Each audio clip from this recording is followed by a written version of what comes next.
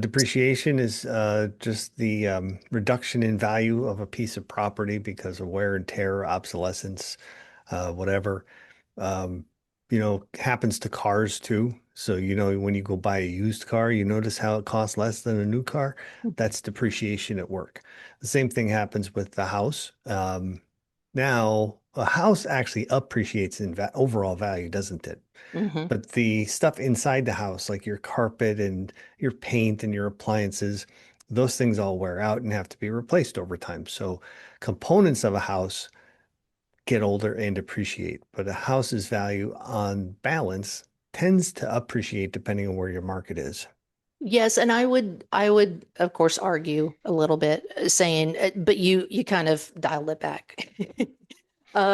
In that, yes, houses are supposed to appreciate, but I think that is seen as an overall whole, and that is more of a marketplace issue Yes. than an insurance issue. And this is something that is confusing to adjusters, especially new adjusters, I believe, when we're talking about the insurance value versus the market value. And this is something you have to learn because you need to explain it to the insured when we're talking about the co-insurance requirements. So, they may feel that they are insured to value by having a house insured at $450,000 because that's what the house would sell for. That's the market value. But if we were to rebuild it today with two by fours and bricks and copper wiring and all of the labor that goes into it, it might be $850,000. Yep. So at $450,000, they are way underinsured. And They are. so, And a so replacement cost policy, you have to kind of remember that it really kind of violates the mm, the concept of indemnity because doesn't it? it's not, replacement cost is not apples to apples necessarily. Right. So, and it does get confusing when you talk about the market value of the property, and the market itself can have such a heavy influence on the value of the property Mhm.